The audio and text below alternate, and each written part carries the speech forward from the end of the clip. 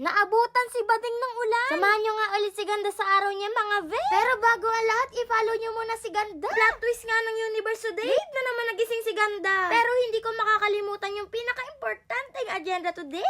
Syempre, yung mag-set ng camera. Dahil mahal ko kayong mga viewers ni Ganda. Aba, hindi pwedeng mawalan ng content si Bading. So, ang motto natin ay, late man gumising, pero never late sa pagiging main character. Diba sabi ko sa inyo, dapat secure lagi ang skin ni Ganda? Syempre, nag-lotion muna si Bading. Syempre, hindi mawawala ang pabango kay Bading. Pagkatapos nga mag-asikaso ni Bading, lumabas na agad siya. Syempre, para umalis, di ba? Pupunta nga pala today si Ganda sa school. May practice kasi si Bading. Anyways, hindi na nga masyado nakapag-video ang Bading. Kasi nag-start na kami mag-practice ng mga oras na yan. Fast forward nga, pauwi na kami ng mga oras na yan. Sobrang pagod na pagod nga si Bading. Grabe ang eksena, halos buong practice namin puro sahig ang pe. Panay kasi ang gulong at lumuluhod yung gawa namin kanina. Pero sobrang saya ni Bading. Kasi nakakasayaw na ulit siya. Ikaw ba naman huminto sa pagsasayaw ng ilang buwan? Pero kanina habang nag-idris kami, parang gusto ko na lang maglaho ng parang bula. Kasi pag uwi ko, mag-gym pa si Bading. Kahapon nga, braso yung focus si Bading. Sobrang sakit talaga ng braso niya. Sumabay pa yung pagka-cardio. Na para bang may nakasakay sa balikat niya. Tapos na kami magpahinga ng mga oras na yan. Siyempre, mag-uuwian na ang mga baklang people of the universe. Shoutout nga pala sa mga kadancer ni Bading. Grabe ang bardagulan sa practice. Sahig kong sahig, pawis kong pawis, pero laban ng mga bakla. Love you mga Bading. See you ulit sa next dance practice. Hindi nga dumiretso uwi yung mga Bading agad. Kasi naglugaw muna ang mga Bading. Hindi pa rin kasi ako nakain bago umalis. Ganyan-ganyan lang yan, pero sobrang sakit ng katawan niya. Dahil naubos ang lakas sa mga Bading kakasaya. Kumain muna ang mga Bading. Kasi naubos ang lakas si Ganda. Sobrang saya nga namin habang kumakain, pero pagka uwi,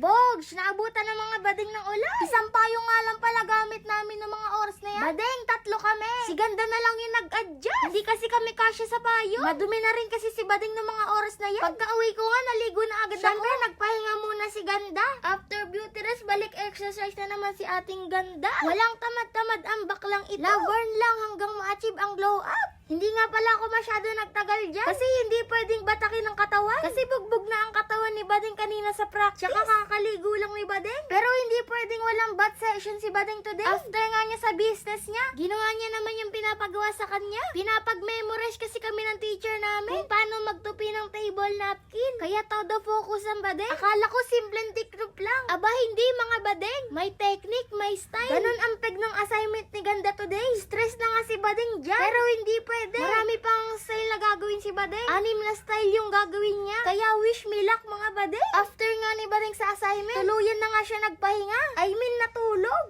Dito ko na nga tatapusin yung video. Yan lang. Pa-like and follow. Bye!